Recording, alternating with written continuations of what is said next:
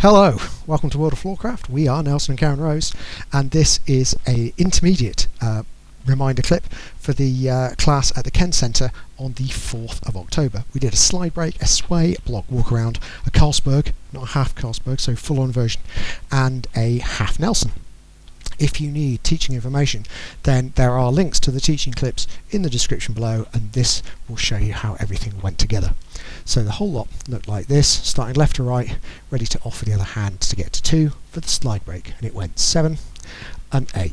Offer the hand, over the top, down to the right, into the block, 1 and out, 2, then came the sway, weaved into the sway, back, forwards, away, face, return for the Carlsberg. We come in all the way round and use the return for the half Nelson. Guy goes round, turn the lady, switch hands, return back to 2 hands, sets you up to go back into the slide break. And that was it. That was the whole thing. Hope you find that helpful. We'll be back next time with another Modern Jive clip.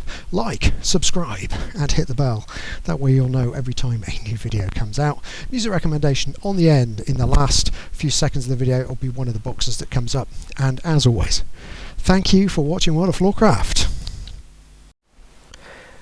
I hope you have enjoyed learning some Modern Jive.